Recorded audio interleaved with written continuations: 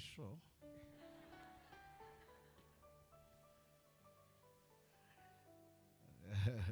Turashimiye Imana kugaruka mu rugo amahoro.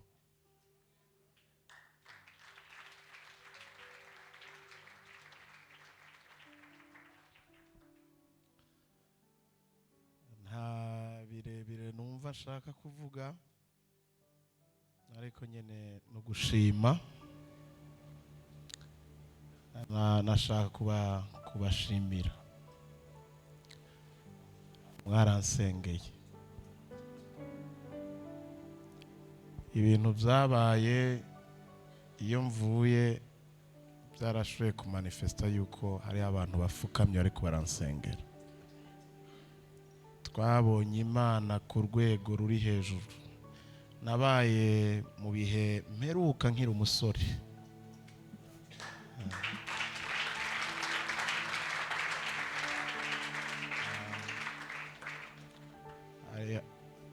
Twebwe abagabuzi b'ubutumwa bwiza tuza tugira amasouvenir. Hariho ibintu tutibagira, le moment umuntu aba yaraciyemwo atibagira. Rero nabaye muri presence y'Imana naheruka nkiri umusore. Apana no birahari muga ndiko ndashaka kuvuga papa yararengeje kuvyo menyereye. Imana yabanye natwe, Imana yakoze imirimo ikomeye. Abantu baritabiriye, bari umuyoro w'abantu ashawuvira nka yose. Abantu bari baje nivyo. Nikimenyamenya ngarutse mvunaguritse. Ndabakumbuye, numva mvise ibintu novugishwa, novuga ko turi mu ndwi prophetic, ariko ejo nagerageje kuruhuka ariko vyanse. Ndavunaguritse mu mubiri, ariko nibaza yuko d'ici guhera mercredi ejo cyangwa hirya ejo nzoba meze neza. Bwana wabariki sana.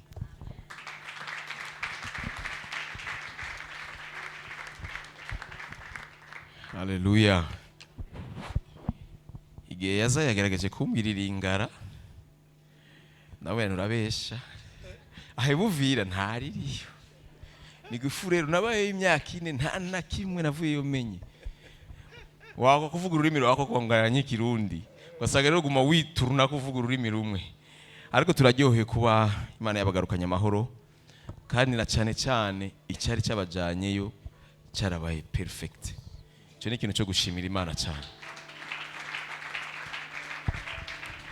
Amen. Ego Imana ishimwe. Rero twakire umukozi w'Imana Evangeliste Oscar, amashi menshi cyane tumwakira kugira ngo aze adushikirize iki Imana tuganiriza kuno munsi.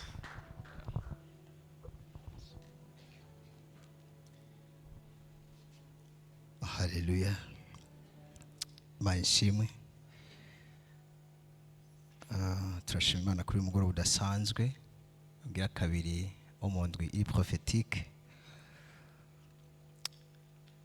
Umva nsuye gutinya Imana ku rugezo ashobora kuvuga. Ubisanzwe je narenze yuko atari no munsi canke ejo nzigisha, nari ndabizi. Hama itangaje nagumye nshaka kwiyima abantu kuva dimanche, Rohitaragira ivyo yakoze biragenda uko vyagenze. Nta mvuga nti sinzi birapfuye ivyo nari nashatse. Hama ejo ku mpamvu runaka sinaboneka ngaha. Pastor ntitwavugana, mu gitondo tugeze tuvugana. Mugabo nashitse ngaha kare. Shitse ngaha numvijwe irambwiye ngo iyi ndwi usanzwe bizi kuri prophetique. Numvijwe irimbwiye ngo igihe cyose ibintu bikomeye, igihe nakoresha abaprofete banje ibintu bikomeye, sinabateguza. uyu mugoroba ngo ndakubwire bitege surprise y'Imana mu buryo budasanzwe. Twari ko turaririmba ngaha haza mbona protocole ahamagaye ngo baraguhamagaye mu biro bahamagaye cyambwe ati itegure turaguha umwanya.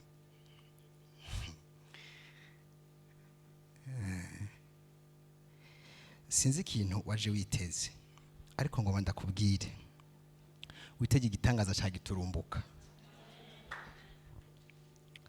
Sinzi ko umuntu ari koranyumva witege igitangaza cya giturumbuka. Turashimiye abavyeyi bimwe mu dufise dusavye bari connect mu buryo budasanzwe. Turashaka kubikomera amashi Imana.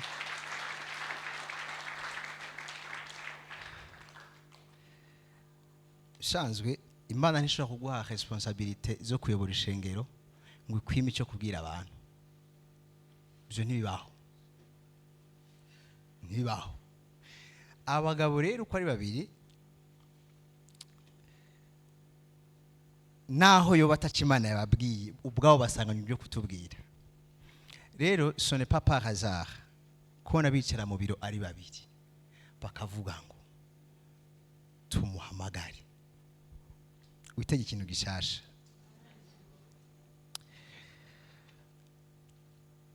Ngomba ndakuvugishwe ko nciye muri iri jambo muri ubuvugishwa par excellence itanguriro gice 41 umurongo wa 14. Itanguriro gice 41 umurongo wa 14.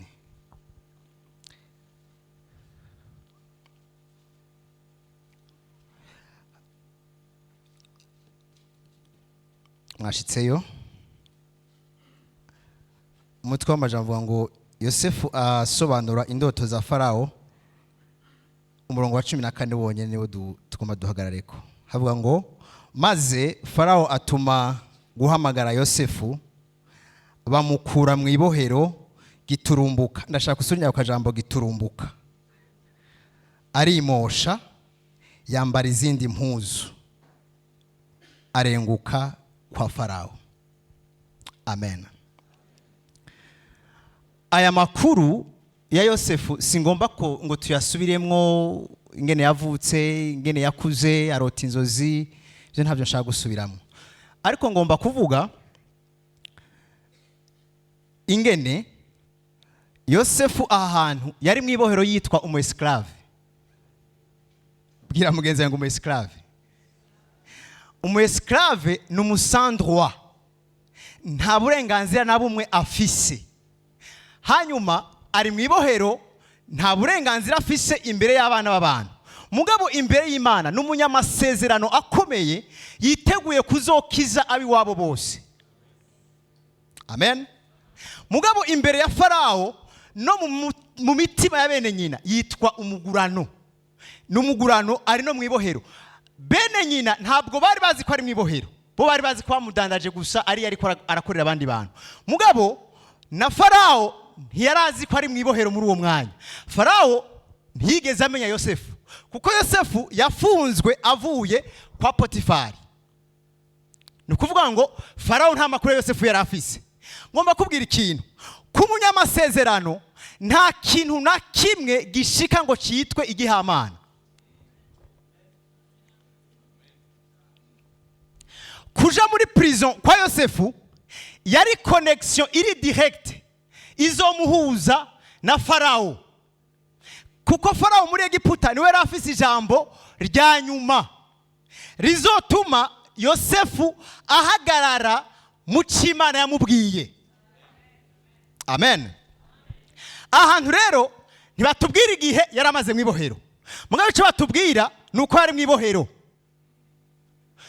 Umunsi umwe ari kumwe n'abafungwa bagenzi we bararota, bazazanirwa ivyo barose, arabarotorera inzozi zabo. Mushobora kubisoma mu gihe cya 40 sindabitebako. Azibarotoreye arabwira ati uko muri babiri mwese bagira bare kure, wewe uzosubira, mwese muzosubira ku kazi, mugabo wewe uzosubira ukora amafuti kandi bazoshaka guca umutwe uzobupfuye. Ati nawe ugira usubizwe ko favere wahoranye uzosubira guserva umwami. Barataha. ijambo yavuze ngo nimwashikayo mugabo muze munyibuke, kandi yarakoze. Yosefu ari mu ibohero, bamwe yarotorera baragiye ku kirimba, umwe arakoze bigenda kwakundiye barotorera, umwe yabwira ko agira asubire muri faveur yiwe, birabaye araserevye umwami. Farao ararota birayangara, aribagira ivyo yarose, aravyibuka ntiyabisobanukirwa, aravuga ngo ndakeneye ko nsobanurirwa izi nzozi. Ndagenda abwira iki kintu ku munyamasezerano, hari ibintu twibaza kumenga Imana izobanza guhindura kugira ngo tubone sinye yuko hari ibintu bigira bibi, ariko sivyo.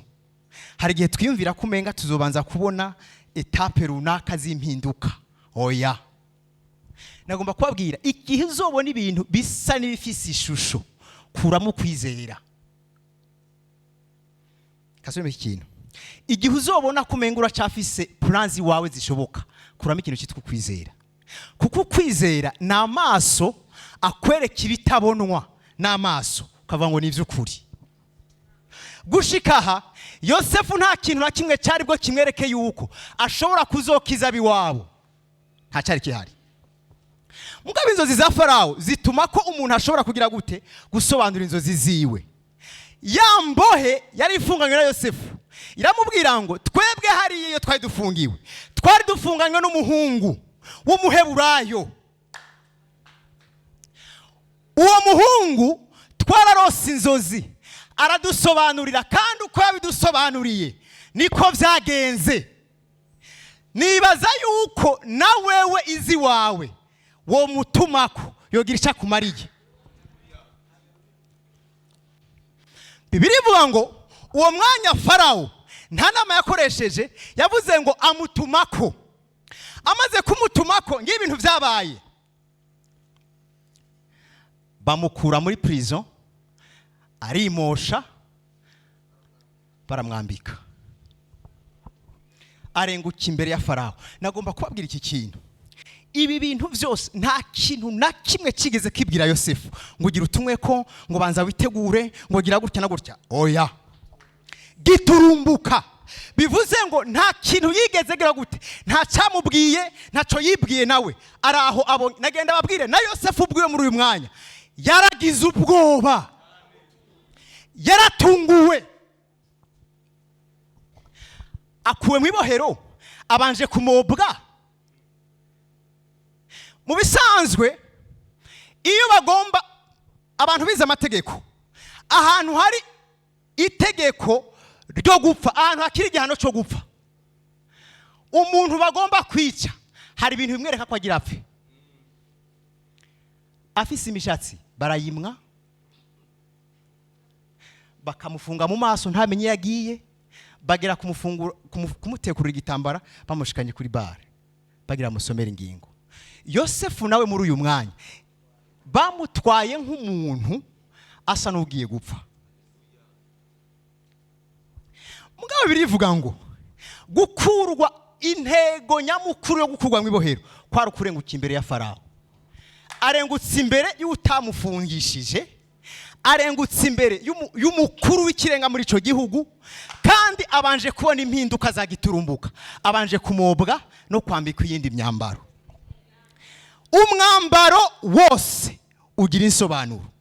Yosefu umwambaro yambitswe kubera ko yaturumbuwe, wari umwambaro umuganisha ibukuru. Ibukuru hafise igikorwa hakorerwa. Ntiyaragiye kuburana, agiye muri faveur iruta izo yigeze kwibwira. Uko umugurisha kwa mbere nawe yabaye faveur, kwa mutwaye kwa prime minister, byamutwaye muri primature. Ntiyaguzwe n'umwene gihugu asanzwe, yaguzwe na premier ministre. Avaho aja muri prison.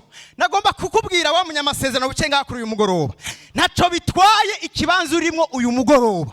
Ntiwitege ko bizobanza guhinduka ngo ngomba manze nimuke ngo nimukire mu kindi kibanza. Itege gutabarirwa honye nuri.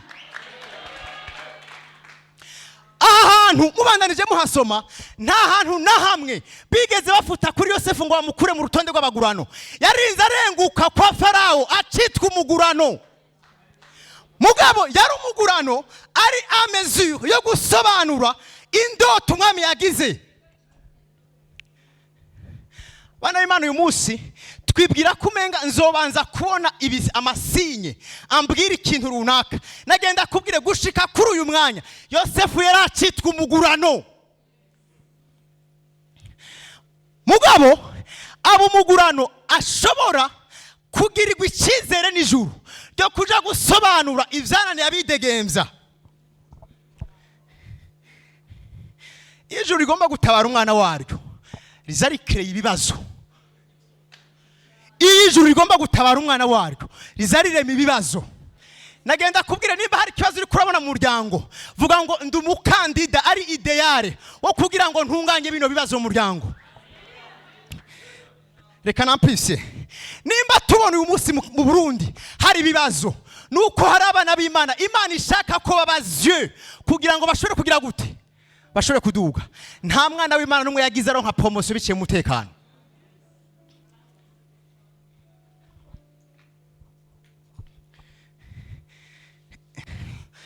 Ararengutse asanga umwami afise ikibazo, aramubwira ngo bambwiye mu makuru ufise ambwira yuko ushoboye gusobanura inzozi. Ese uramubwira toya ntabyo nshobora jewe, mugabo iconzi hariho Imana mu ijuru. Mu ijuru hariho Imana ishobora kuvuga ibiramabanga ivyo abantu badashoboye gusobanura, yo irabishoboye. Mu mwanya rero mbanze nsenge. Nagenda kubwire iyi season turimo, iyi season turimo ni abantu basenze. Turi muri season y'abantu basenze. Muntu uzi ko wasenze, sinzi opportunité Imana igomba ikeye ku buzima bwawe, ariko witege opportunité, witege akaryo ko gutuma izina ryawe rihinduka. Nagenda babwire Yosefu uko yinjiye, nta hantu na hamwe batubwira yuko ya dossier yigeze iba classée sans suite. Ntavyo batubwira. Namba yagumye iri ouvert, namba yarubitswe, ntavyo batubwira. Iconzi ni kimwe, nuko aha hantu Yosefu ntiyasubiye kuhava. Bibiliya imbwira ngo amaze gusobanura inzozi umwami akumva nizo. Bibiliya imbwira ngo yamubwiye ngo twokura hehe umuntu w'umunyabwenge ameze nkawe.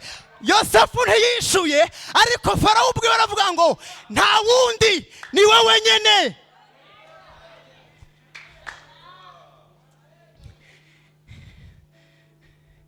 Mana ishobora gufata umesclave atagira uburenganzira agahinduka premier ministre mu gihugu kitari kiwabo. Nta wundi yabishobora ivyo. Cyo gituma yigeze kuvuga ngo mwebwe kuva mwakabereyeho ni ryari mwigeze mwumva yindi Mana yagize ikimarira abayiteze atari jewe. Niyo ari kurivuga, ntari Prophetic. Yo ari kuvuga ngo kuva aho mwakabereyeho ni ryari mwigeze mwumva iyindi Mana igira ikimariye abayiteze atari jewe. Iyi Mana yaserutse kuri Yosefu yamuganirije mu nzozi, mugabo ntiyamuhizira izobicishamo. Ntiyigeze imubwira ko azoca mu kirogo, ntiyamubwira ko azoca mu gasho, ariko nagenda kubwire ubwo busho bwose yaciyemwo yari inzira imushikana. Ayi Imana yamubwiye ibintu ducamwo igihe cyose umenga bafise ishusho itandukanye n'ikimana yatubwiye. Igihe cyose biba bifise ishusho itandukanye n'ikimana yakubwiye. Ariko nagenda kubwire kubera ko Imana Bibiliya ivuga ngo yigeze kubwira Yesaya, iramubwira ngo jewe ndi Imana ivuga ivyiherezo nkiri ku ntango. Imana irabizi neza yuko umunsi yo kubwira amadetaye y'urugendo wobivamwo kare. Umunsi yo kubwira amadetaye y'urugendo wobivamwo kare. Ico gituma muri vyavuze ngo kenshi nashatse kubivamo nshidikanya kuvyo wavuze, ariko ntiwigeze undeka. Kubera iki? Irabizi yuko nk'umwana w'umuntu ufise capacité yo kweterpreta ibintu bivanye n'amaso y'umubiri uri kurabonesha. Mwagiye cyose irakubwira ngo naho wadendebukiwe, naho uri kurarira, ndi kumwe nawe, gakizi kakubwira ngo mbega ntiwari bwabimenye ntiwari bwavyumve uhoraho umuzigamyi wawe uguteramiye nta gihe na kimwe yegera dende bukirwa wewe naho vyoshika ugacika intege uhoraho imana yawe ni nyenkomezi ntabwo yigera idende bukirwa. Yosefu kugira ngo arinde abwira iyindi mbohe akayibwira ngo niwashikayo uzonyibuke. Iki ni ikimenyetso cy'intege nke zishikira umunyamasezerano wese. Uyu mugoroba nagenda kubwira igiri gusanga aho nyene muri ivyo irimo, igiri gusange muri ivyo nyene. Niwitege ngo igiri banze ngo izana akantu oya, sijya kubwira nka Eliya avuga ngo mbonye agacu, nta vy'agacu, iragusanga muri ubwo bugaragwa igutereke mu vyuzuye.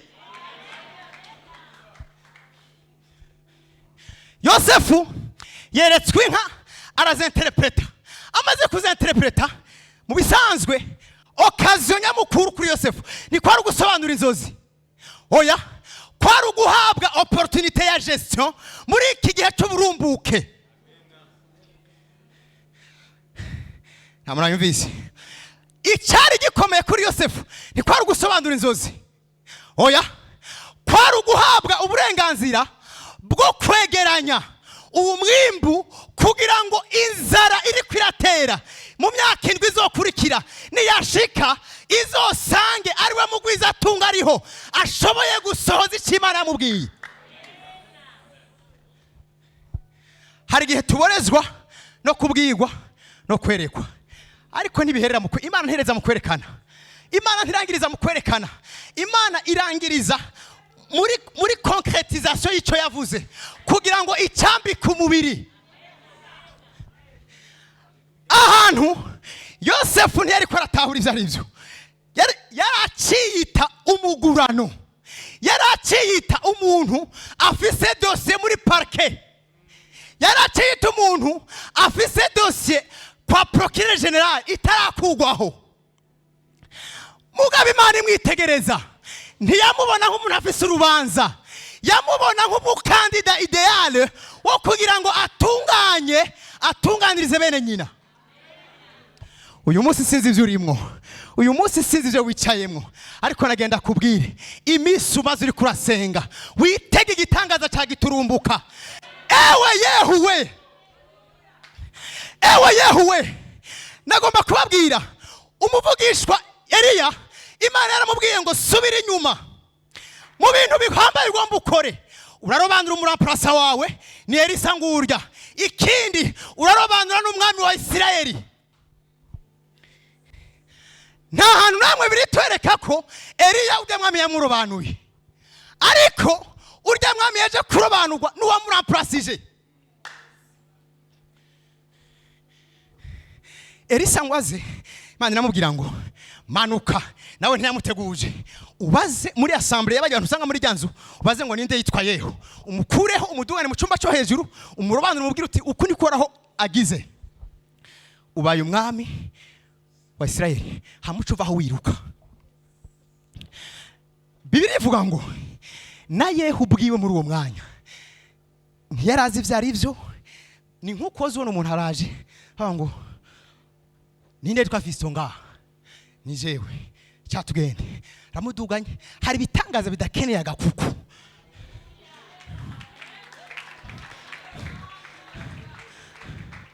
hari ubwoko bw'ibitangaza bidakeneye agakuku. Muze mwibaza ngo urumva ngo ndakeneye ngo abantu ngo baza kubona ngo bashingire. Hari bitangaza bidakeneye intaheza abantu, hari bitangaza bikeneye wewe n'uwatumwe.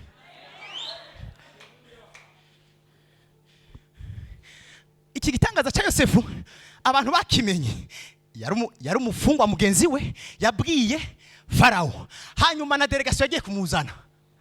Abandi bafungwa basigayeyo ntibamenye ibyabaye, biro turuvye gusavuga ngo umwe twari dufunganywe ni wasigaye ari premier ministre muri kino gihugu. Imbaraga z'Imana, Imana ifata intambwe zishonje, zishonje. Mwe murazi intambwe ishonje, intambwe ishonje créa des ordres. Intambwe ishonje iravuga ku buryo uri aho kilometre uyumva. Yo intambwe zishonje zahindutse oreye kuri Daniyeli yo kwisegura. Imana yaritegereje avuga ngo premier ministre wanje amaze igiharushe, reka nkereye opportunity, nkereye ijoro ry'akaruhuko. Muri iryo joro Yosefu ntiyasenze, muri iryo joro Yosefu yari yiseguye intambwe. Yosefu Daniyeli yari yiseguye intambwe zishonje. Imana izifata ikintu cyari kibazo cyo kukwica kagihindura akaruhuko. Imana sishobora kwigereranya na oncle wanje, sishobora kwigereranya na tante wanje, sishobora kwigereranya n'umukuze wanje. Izikora ibintu n'umuntu abikorewe ubwiwe adasobanukirwa ivyo ari byo. Imana ndiko ndavuga ntabwo yajanye na Daniyeli, ntabwo yajanye na Yosefu. Niyo tumaze iyi bisi turiko turasenga, niyo yiteguye gukora ibitangaza bya giturumbuka.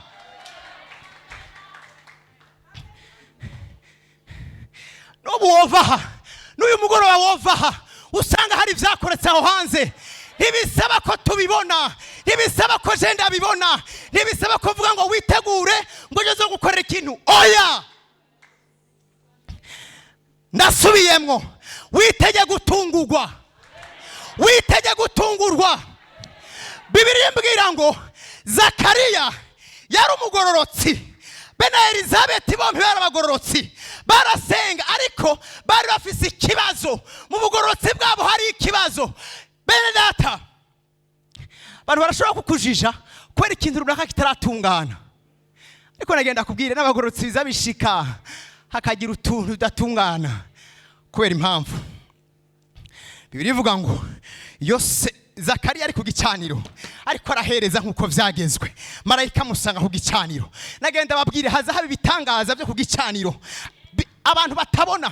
Ivyo ni bitangaza by'umwihariko abantu batabona. Ibitangaza by'ubuherezi ni bitangaza bitabera mu igugu, ni bitangaza birya bitangaza byose uzobona ngo habanje kuba ngo spectacle ngo abantu bari bakoranye. Pay more attention. Bibiliya ivuga ngo amusanga ku gicaniro ariko arahereza. Wa muherezi we Zakariya we, shishikara uhereze. Iyi season hari ibitangaza by'abaherezi kandi nta handi bizobasanga, bibasanga ku gicaniro. Shishikara uhereze, shishikara uhereze nkuko vyagezwe. Bivuga ngo abantu batangazwa nuko atevyeyo, batangazwa nuko yatevye ku gicaniro, batangura kwiyumvira ngo dukwege kumbure yapfuye, ariko asohotse. Yasohotse afise ibanga ry'igitangaza. Icyagiye kubatangaza umunsi igitangaza kivuka, bakizazaniwe ngo tumwite gute.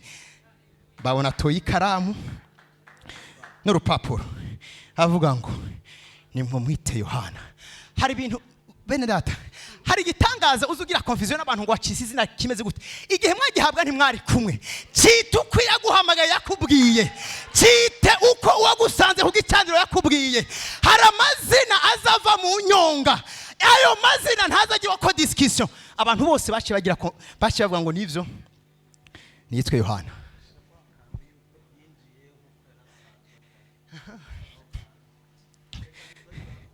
Izikahanshura zigitangura narabwiye, izikahanshura ntuzikonsidere nk'izindi karanjura. Sinzi urashaka kumbwira ngo nakoze ngo ni 9e edition, ngo nakoze ngo edition kangahe. Shauri yako. Bibiliya ivuga ngo Zakariya aha hantu kuri kino gicaniro ntabwo yari umuetranger, ntabwo byari bitangaza ko yinjirayo nkuko yarasanzwe abikora. Ntibyari rya mbere yarasanzwe ari umuherezi. Bibiliya ivuga ngo uwo munsi nigiki cyari cyabaye ico gihe, nigiki cyari cyabaye ico gihe. Nagenda abwira igituma mareka musanze ico gihe, nuko yari saison, nuko yari saison y'igitangaza nka Yohana. Bibiliya ivuga ngo Yesu ntiyari kuza ubwo nyene, yarakeneye integuza, yarakeneye integuza. Cyari gitangaza cy'integuza. Bibiliya ivuga ngo Yesaya gisemerera, yavuga ngo numvise ijwi ry'usemerera mu bugaragwa rivuga ngo nimutegure inzira. Hari hakenewe integuza.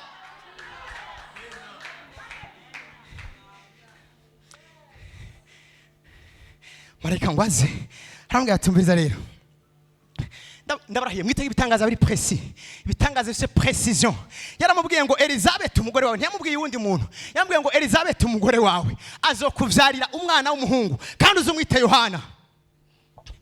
Umviriza, waranditse kera, waranditse kenshi, mugabo papa agira kubwira ikintu kiri précis, gifite précision, agira kubwira ikintu kitarimo confusion, agira kubwira ikintu, arakubwira itariki, arakubwira ukwezi avec précision.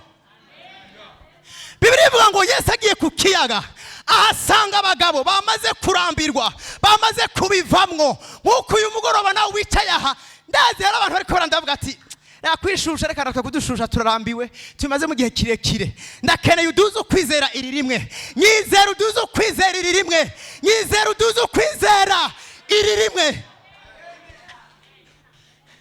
Petero yarabwiye Yesu, aramubwira ngo jewe nk'umu expert mu byo kuroba sinigeze ndoba ku murango, kuranjijisha unyereka kumenga ndi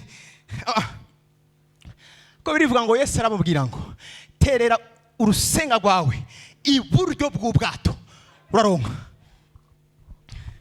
Simoni Petero aramubwira ngo kubw'ijambo ryawe, kubw'ijambo ryawe, kubw'ijambo ryawe ndabikoze.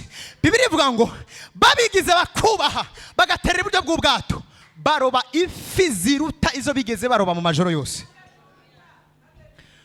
Uyu mugoroba icyakubwira cyose, icyakubwira cyose, icyakubwira cyose ugikore. Bibiri imbwira ngo intango y'ibitangaza, umuryango w'ibitangaza Yesu yakoze byatanguranye n'ijambo Mariya yabwiye abasuku rivuga ngo icyo ababwira cyose mugikore. Acabwira ibintu biri bizarre, arabwira ngo ijya mibindi gende muzuzemwe amazi, baje kuyuzuza, acabwira ngo nimudahe mushire umuteretse.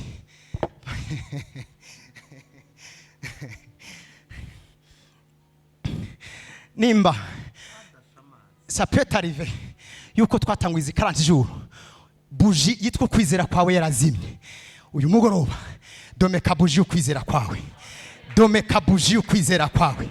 Iyi minsi isigaye, reka ndabwire, les moments prophétiques nta kindi kintu na kimwe kiza kiboostinga ibitangaza. Les moments prophétiques ikintu cyambere kiboostinga ibitangaza no kwizera k'umuntu. Abagabo kubera ko bari bamaze gusimurirwa na Mariya, Bibiri ivuga ngo baca baragenda barubaha baradaha, baca bashira umuteretse. Basanze habaye iki? Mwe murazi kugira umuvinyu uboneke? Murazi phénomène chimique iba yabaye? Ni phénomène chimique ufa gufata ngo ndadashe ngirabaye oya. Mugabo kubera Imana, kubera imbaraga z'Imana yabwiye ngo uzuza amazi hama mudahe mu bashiri. Imana ntabwo ari umushimiste, ntabwo ari umushimiste akeneye kujya muri laboratoire ngo ndakeneye ngo produit ngo mvange. Oya, ni jambo hama rikeneye matière yitwa kwizera, vyahura hakaba ikintu. Bibiri ivuga ngo muri Geneze mwemu wuhoraho yaragitambatamba hejuru akirindiriye iki? Yararindiriye ijambo. Bibiri ivuga ngo ijambo rimaze kuvugwa, Imana imaze kuvuga ngo nihabeho, ijambo rikabaho. Bene data, mwemu yera aciyeja en activité, isi aca yiha forme. Abageografe baca baja ko ngo badekuviye ngo amaplanete, ngo badekuviye ngo amaplanete. Oya, ni ijambo byashizweho, ni ijambo. Ibintu yavuze ngo nibibeho. Mwirwa muraja bukwiga ngo je suis géographe, yabaye ijambo yavuze ngo nibibeho bibaho. N'uyu munsi turacameneka ibito ngo turiko turiga. Ibi byose mubona nta découverte nimwe iri kwirabaho y'ibintu bitabayeho muri création, bibeshejweho n'ijambo. Chege tubaciyaja muri Korinthe haravuga ngo vyarayihimbaye yuko abana b'Imana abayizera babeshwa bakizwa n'ibi bipfu. La folie de prédication nivyo vyo kudutunga. Ntabwo dutunzwe n'amadiplome mes chers amis, ntabwo dutunze n'amakampani dufise, dutunzwe n'ibi bipfu.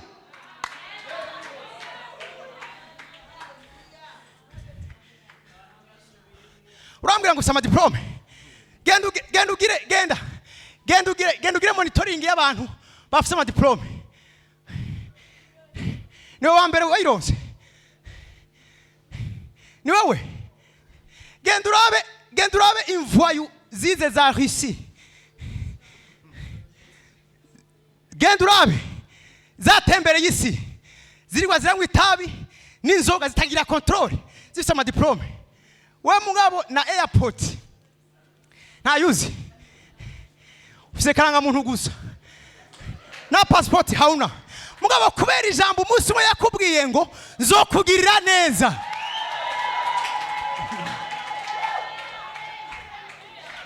oja ngaho kurumva ngo je oya ni jambo umunsi widekonekse ntaryo utakuwa maskini kama wangine nagenda kubwira uyu mugoroba itege gutungurwa iyashizeho isi iyahaye forme isi iracarindiriye ukwizera kwawe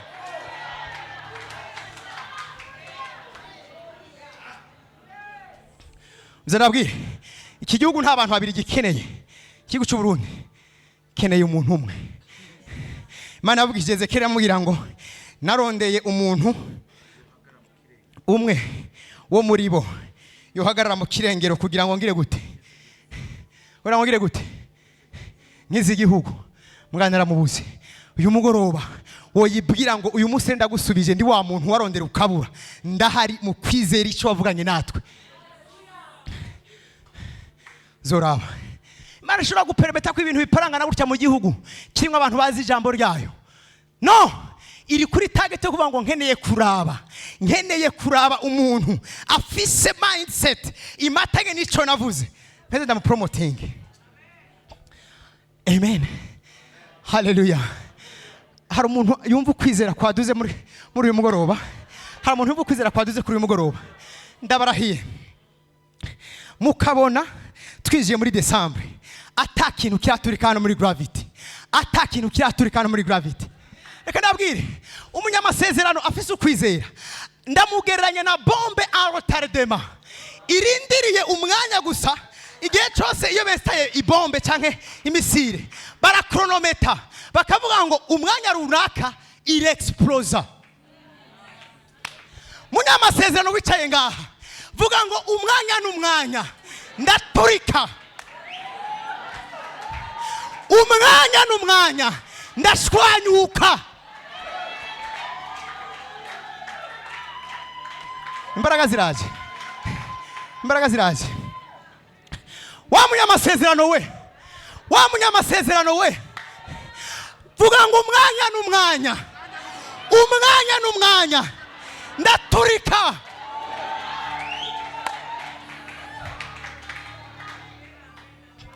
okay tugaruke kwa Yosefu mbega ndakubaze uyu mwanya bakuru ba Yosefu bari bazi biriko biraba oya munyishure bari bazi biriko biraba mbega Yosefu uyu mwanya we yaribuka biriko biraba yaravyibuka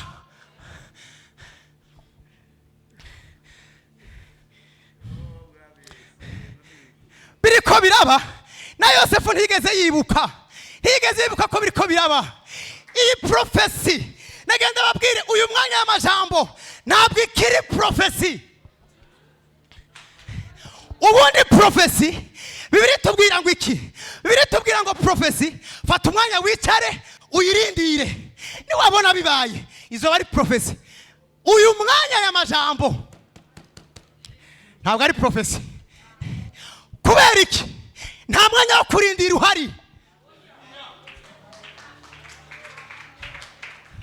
ikintu cyitwa ubuhanuzi kubera harabaho umwanya wo kwicara ukarindira mwaye imisi turimo ntabwo ari yo kwicara ngo turindire ntabwo ari imisi yo kurindira ngo yo kwicara ngo turindire yewe nta muntu yamubwiye ngo genda witegure ngo uzoba umwami yabonye umuvugishwa azafise ihembe aravuga ngo ninde yitwaye wicaye ngaha haguruka uko niko rahagize ubaye umwami wa Israel umwami Prophet yehu yarabaye umwami ntiyabaye umwami yehu yarabaye umwami ntabaye umwami kubera iki? Kubera ijambo. Nta bintu urindiriye bindi, nta protocol urindiriye. Aho yehu asumbiye Dawidi, aho yehu arindiriye asumbiye Dawidi, Dawidi yafashe umwanya wo kuja kwiga. Dawidi yarasizwe asubira kuragira. Mugabo kuri epoke ya yehu, yehu yarasizwe bibaye automatique. Ndasubiyemwo witege igitangaza cyagiturumbuka.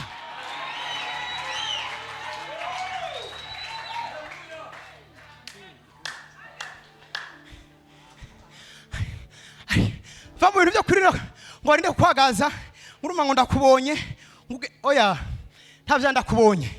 Iri joro papa ndakubwira ati genda ugure passport, jewe ndaguhaye visa, cugenda uyigure, nta kindi kintu uzoburindiriye. Ivyo bintu byo kurindira ngo urumva ngo ndiri umuntu ambwira ngo numva ngo oya ntavya ndakubonye. Oya ye iri jambo ni prophecy par excellence riri kwije. Bibiri ivuze ngo atungurwa yari imbohe muzindi monami. Reka kurindira ngo kubanza ngo kwimugwa ngo gitangaza ngo kibanze kikwimure ngo kigutwara handi hantu. Cyamukuye ahari kimubadika mu kibanza Imana yamubwiye kera cyane.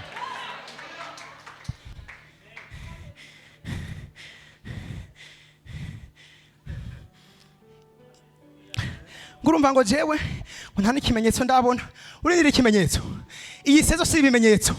Iyi sezo si ibimenyetso. Iyi si sezo y'ibimenyetso. Nta bimenyetso bihari. Oya umviriza. Iyi sezo papa yatanze ntabwo ari sezo y'ibimenyetso. Ibimenyetso. Ibimenyetso n'abapfumu barabikora. Ibimenyetso n'abapfumu barabikora. Mose yagiye kwa Farao, igitangaza akoze n'abapfumu ba Farao baragikora. Mugabo hari icyo yakoze batasubiyemwo. Hari igitangaza yakoze batasubiyemwo. Ngo hari icyo batasubiyemwo. Hari icyo batasubiyemwo. Bibiri imbwira ngo mu gicugu cya nyuma, mu gicugu cya nyuma Uhoraho acishiriza mu gicu. Uhoraho acishiriza mu gicu. Arunguruka ingabo za Farao. Bibiri ivuga ngo amakurudumu y'imikogote yabo afatwa mpiri yanka kugenda. Hari hakoretse iki? Benedata, birashoboka yuko uyu munsi abanyagiputa bakiri inyuma yawe. It doesn't matter. Mose Bibiri imbwira ngo Abisirayeli baramubajije ngo vyakugendeye gute ngo udukure hariya, watuzaniye gupfira ngaha, mbega muri Egiputa ntamva zari ziriyo. Mose nawe arahindukira atangura gutakira Imana. Imana iramubaza ngo Mose na wewe hageze aho ntakira? Mose oya, bwira abantu bakomeza urugendo. Ahiriko iramubwira abantu bakomeza urugendo bari ku kihaga nta nzira ihari. Mbwa birimbwira ngo Imana ikibwira Mose ngo what do you have in your hands? Ufise iki mu kiganza cyawe? Ufise iki mu kiganza cyawe? Benedata, ikizogucira inzira gushika naho uzoja uragifise uyu mwanya. Ikizogushika naho ugomba kuja uragifise. Bibiri imbwira ngo Mose arahindukira abwira Abisirayeli arababwira ngo aba banyagiputa mubona uyu mwanya ntimuzosubira kubabona ukundi.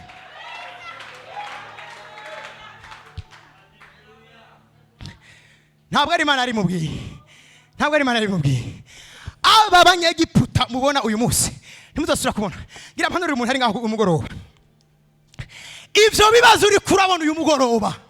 N'uyu munsi hari umuntu ariko arumva migraine kubera ibibazo arimwo. Ariko nagenda kubwire hamwe n'iyo migraine ufise ntuzosubira kubibona. ibibazo biza kugira ngo dusezerane navyo.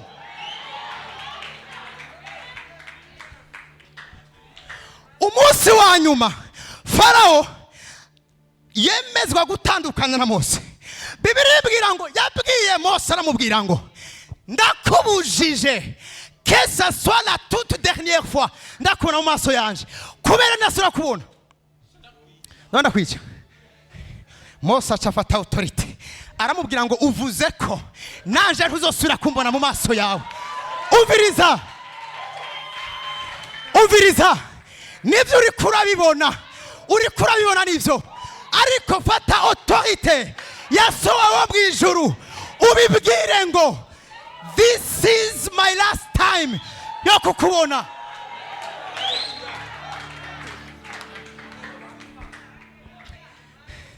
Irimbwira ngo baca mu kiyaga bahaca nk'ahantu humye, bahaca nk'ahantu vuga mu kiyaga ahantu humye.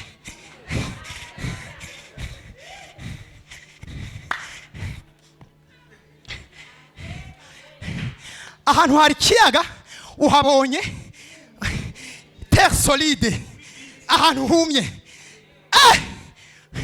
Bibiliya ivuga ngo ingabo za Farao zirabikurikiza, vuga ngo kwikurikiza. Hari inzira wateguriwe umwanzi atemerewe gucamwo, mureka kwikurikiza muri iyo nzira, ariko ntahasohoka amahoro.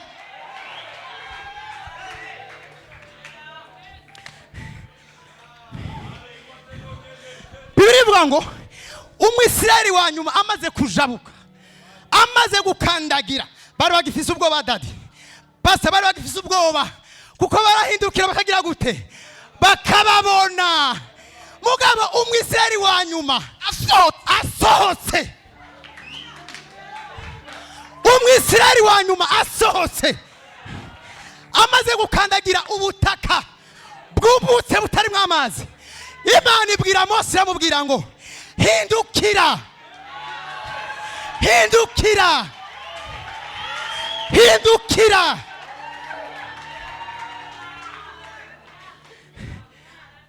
Ugara ivyo wari wuguruye. Mose ntaco yavuze, yatambitse ya nkoni. Bibiliya ivuga ngo amazi Imana yarashingiye akarimbi igakuraho, amazi araterana.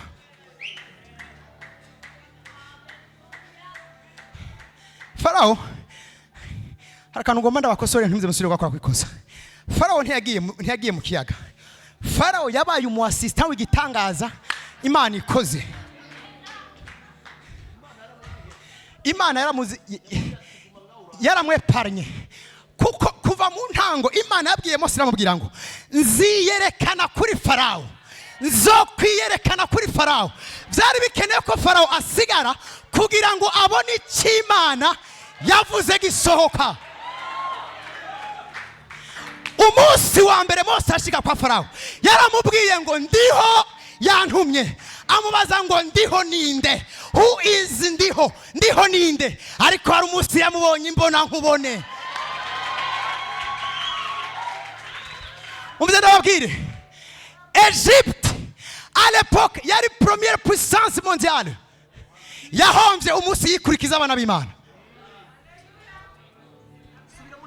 Kana gisubiremo, Egiputa niyo cyari igihugu cyarutura, niyo yari ya mbere ngo itazini ngo za Alemanya ngo za Chine. Hoya, Afrika niyo yari première puissance mondiale, yahombejwe no kwikurikiza abana b'Imana, abatoranijwe, abanyamasezerano bageze muri saison yo kwinjira mu byabo. Umviriza ndaguhanurire, abantu bariko barakwikurikiza, abantu bariko barakwikurikiza barahomba nta kabuza. Imana yabwiye ubwoko bwa Isirayeli iramubwira ngo nzotanga ingabo nyinshi zipfe ku bwawe. Umviriza, n'ibiriyo bizoba, n'ibiriyo bizoba, nibakurikize, nibabandanye batwikurikize, niyo bandanye batwikurikize n'ibiriyo bizoba. Kubera iki? Imana yaravuze ngo sinzigera nemera ko icubahiro canje ndagisabikanya n'undi muntu. Wewe yagusigaje kugira ngo uyiheshe icubahiro mu muryango iwanyu, mu gihugu iwanyu. Tegura gutenda indirimbo z'amashimwe. Bibiri bivuga ngo bajabutse ikiyaga gitukura, bahejeje kujabuka, inspiration ziraje muri Miriyamu, atangura gutera indirimbo z'amashimwe. Itegura indirimbo z'amashimwe, itegurire kuririmba indirimbo z'amashimwe.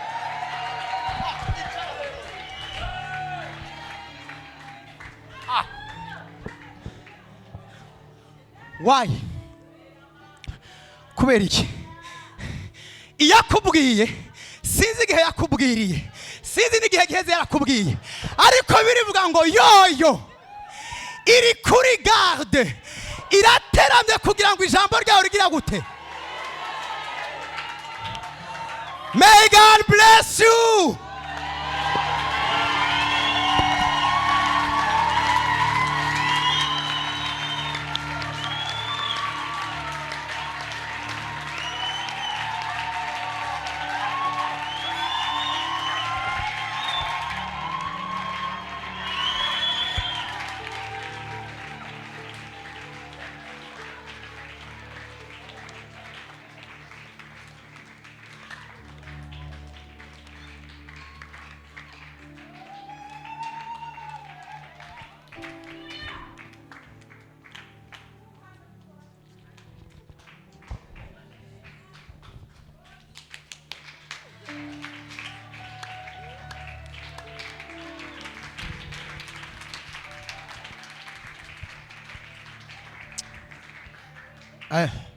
Ayo navuze ko ntavuga, ingo fate mikoro ntumwe. Ariko mbe navuze ko ntavuga.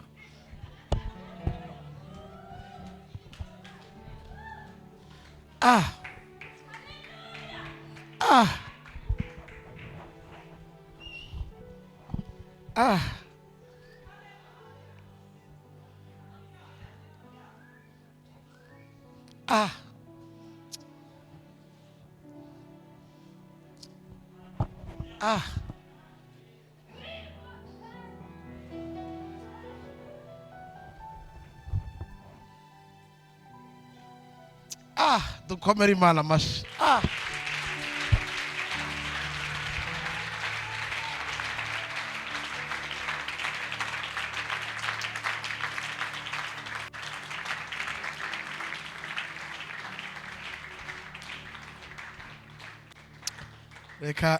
Reka mvuge rimwe. Kamvuge rimwe gusa. Se ntanga mikoro. Akantu numva ntokaryamana ngo nzokavuge ejo. Kandi reka ndakavuge nicaye. Kakantu sinogatahana. Ngarakababwire. Jewe numva nagiye ahantu aratubwirije ko yari Imana iravuze.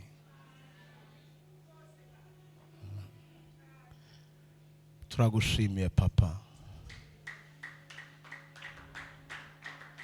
Turagushimiye. Uri ngaha biremereye, Imana iraremereye muri kino kibanza. Kandi ibi bintu biriko biraba muri indwi twabibwiwe. Dufise mape. Ijuru ryatubwiye.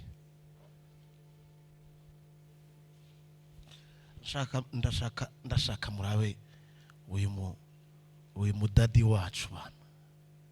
Baba yetu. Ndashaka murabe ububasha bwa papa. Wewe utekereze ingene igihugu, le gouvernement kugira ngo ijeho. Murazi inama ziba, murazi amasinyatira bariho. Urabizi ahantu hari president, hari abashikiranganje, hari inama nshinga amateka, nkenguza amateka, hari abaguverneri, hari abamustaneri, hari murumva iyo organisation ngene ari ikintu kinini. Hama Imana igafata umuntu ikamutwara mu kinyumba yuru. murabe ikavuga ngo ndakurubanuje ngo ubaye umwami. Nta kongre, nta bahari, nta numwe ahari. Nta gusa mwumva ahantu ingene Imana ishobora kugira perezida hama yoyo mu bumana bwayo ikaca yiyaranje ukuntu uwo haraca avako. Iyo byoroshe atantambara ibaye mu gihugu.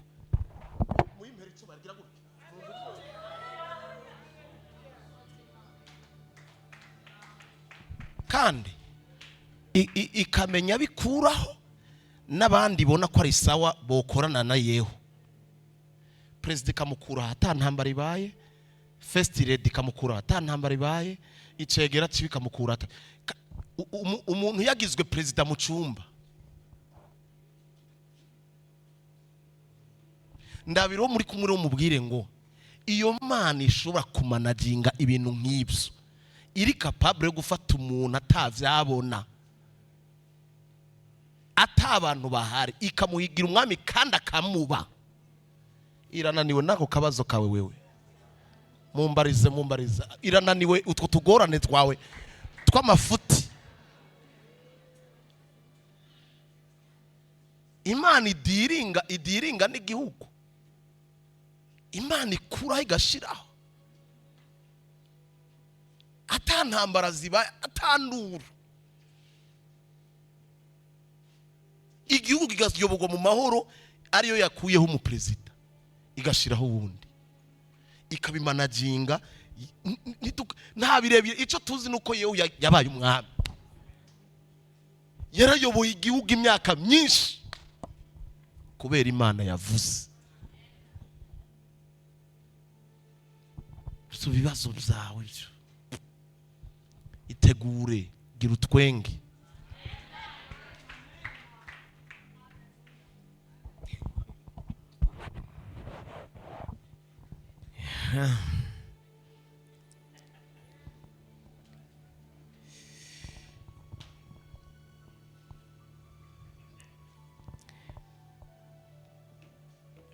Muravyibuka ngene twatanguye dusenga kuva ku munsi wa mbere, dusenga tubabwira amajambo yo kugaruka ku isoko ryo kunagurwa, tubabwira ubutumwa mugabo pour le moment nta mwanya uhari, nta mwanya uhari. Utuguru tugenda n'umwanya usigaye, nta mwanya yo kuvuga ngo hariho processes, nta processes ihari. Oya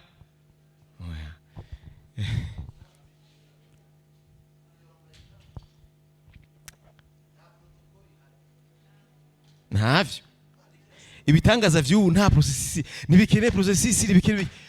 Muri Bibiliya hari ibitangaza, hari n'ibindi vya bindi vyita kwizera ibitokwizigirwa. Nivyo ziko turavuga muri ino ndwi aho Yosefu yaraye mwibohero, avyukira mwibohero, mugabo ku mugoroba yaraye wiwe mu nzu nshasha n'umugore wiwe. N'umugore uviriza bamumuhaye uwo mwanya nyene, baratahana ku mukogote mushasha. Nta mwanya uhari, ntawo. Wo kibwira yuko ari umwanya, ntawo. Ivyo twasenze vyarakwiye. Uyu ni umwanya wo kwakira ijambo.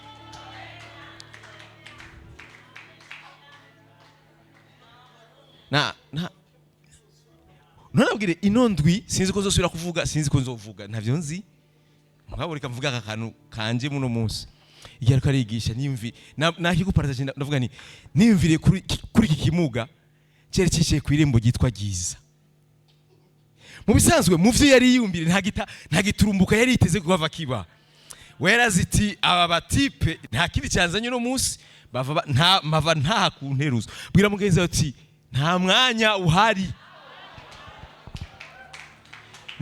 Ni jambo yavuze, umva kuvuga kuri jambo yavuze yo gushimangira. Witege surprise y'ibitangazo utari witeze ko vyoba. Ata processes ihari. Cyawibira rero mutipe yoba yamwimye amafaranga mutanga mu rushengero. Bibiliya ivuga ngo bamubonye niwe yari hagati ariko rarayo kuya papa Rohimora mumubona. Niko iki kimuga cyari kimeze mu ishengero. Cyaratamvye gushwa bose barakira haba. mugabo ntiyarazi yuko mu byo bagira bakuri Petero na Yohana ko hava haguruka sivyo yari yaje yiteze ntiyiteze ko hava haguruka ngo agende oya ibitangaza bitakeneye processus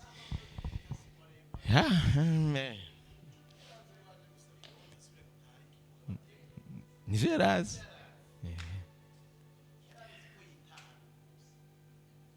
Yosefu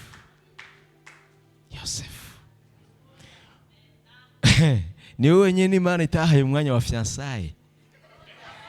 Oya bwira mugenzi ati nawo oviriza Farao yabajije umukobwa ati uyu uramukunda yego bice bisagara Yosefu nawe nyene amukunda mujyane mubane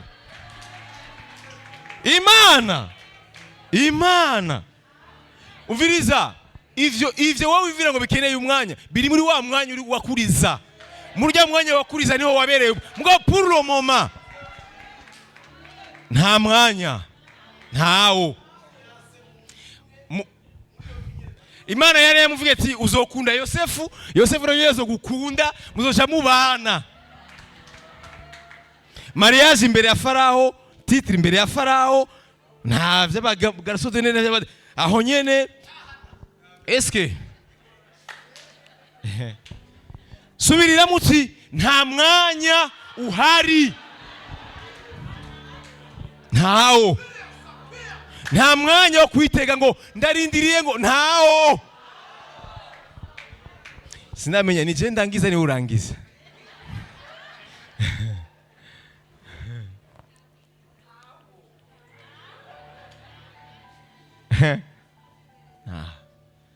kandangize ngurabona ngo ndiko ndategura iyi projet bazoguhamagara utaraheze no gutegura projet bivuga ati none ko ntari bwaheze kuyitegura nta mwanya none iki kintu kingana uku kizoca he kizokunda gute uwo mwanya ntawo kandi ikintu Imana ikora yakivuze Oscar iragukorera ikintu kibaza kigiye gupfa gose gusoma uko cyari kimeze kumbe kigiye kubaho gusoma urazi kuvyukira muri prison ukarara muri vice presidence iyo ni Mana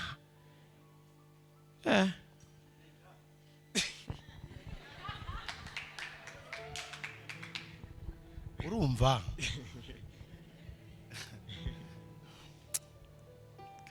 ndakubaze kwanza ni Imana yakubwiye ko iki yari prophetic yego naramuhamagaye ndamubwira nti indwi iri prophetic papa yambwiye ko yagira ikora ibintu bikomeye ariko nje urumva hari ikintu tugomba twihendako erega Yosefu ntabwo yabaye premier ministre cyo ni pete ryo hasi cyane cyari rihari muri Egiputa Bibiri ivuga ngo umwami yavuze ngo ubaye wa kabiri ni kuvuga ngo je ntahari ni uyoboye igihugu ndabira mugenzo mubwiye ati si bitoya ibigiye kuza si bitoya murabe mubwire tishaka wipange ntuzutungurwe ntabwo haje bito haje binini gose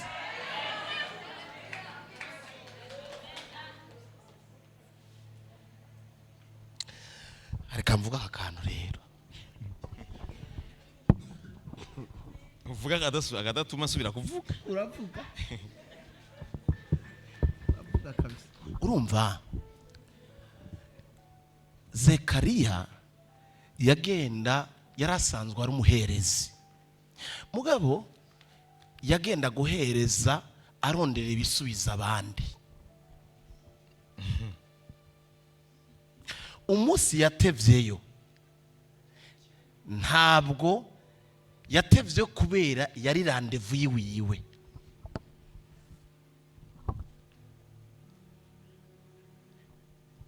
urashobora gutiza Yesu ubwato ukamutiza ubwato akaruranirwa akamererwa neza akavuga ubutumwa neza kandi wewe warayubuze. Urya musi wari umusi wiwe urumva yarashitse indani. Reka ndabereka agafilme. Yashitse indani mu buherezi, Imana itangura kumubwira ati fata iyo mitwaro yose wazanye shira harya ku ruhande, iyabo abantu yishira harya ku ruhande, shira harya, fata ivyo vyotezo tereka hasi, imigigwa wagira ugire yireke, nta migigwa ntayo, nta protokoli, nta mwanya uhari. Uyu munsi nta ntuzana ibintu birebire ngo icotezo ngo numukama ngo abantu baroreye hari hanze. Uwo munsi abari baroreye bose batashe badasubijwe, nta mwanya wabo wari uhari. Hagezweho umwanya wawe. Ndasubiyemo, hagezweho umwanya wawe. Haleluya. Warafashije benshi, warikoreye benshi, waratabaye benshi, wabereye inyishu benshi, hagezweho wewe ni wowe ugezweho.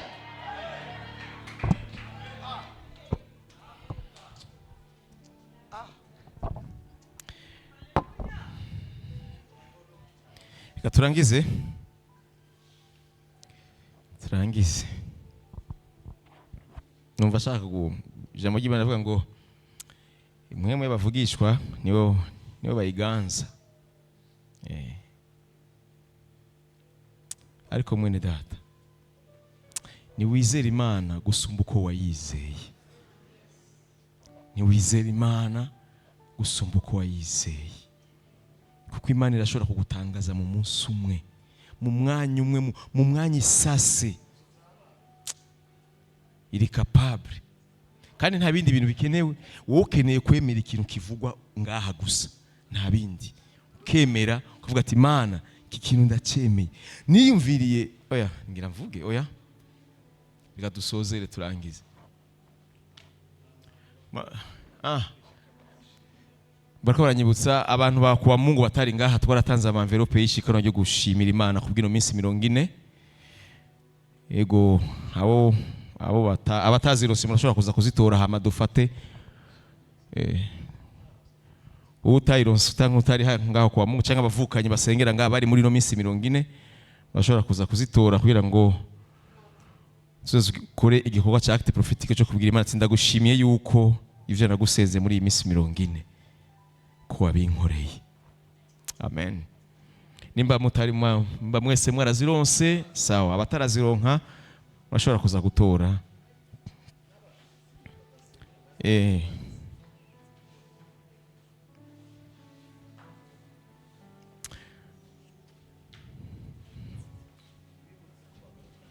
Hama muzozizana ku munsi wa Mungu dusozera 40 jours.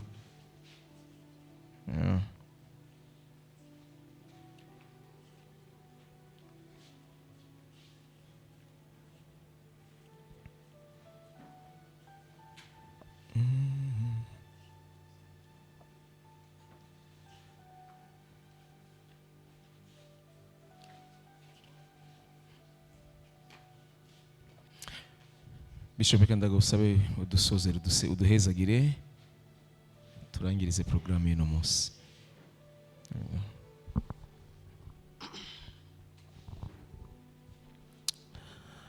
Uhoraho nyaguhora ku ngoma, turagushimiye,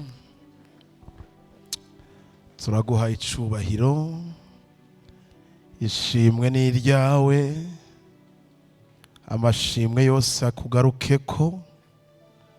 Turagushimiye uburyo nejereje imitima yacu, turagushimiye uburyo uremye ikintu gisha muri twebwe, turagushimiye ijambo ryawe rigiye kuja ku gikorwa kidasanzwe, turagushimiye amashimwe uturemeye Mana, turagushimiye yuko hari amasiripurize n'amasiripurize adasanzwe muri indwi ya nyuma ya gusoza iminsi 40.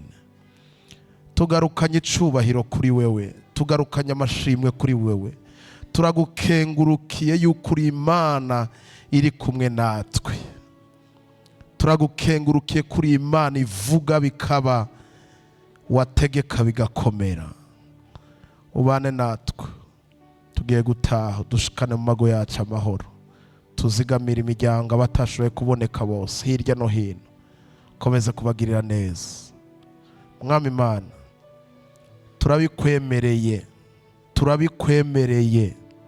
turabikwemereye Mana, uhabwe icubahiro none n'iteka ryose mu izina rya Yesu Kristo umwami wacu, amen.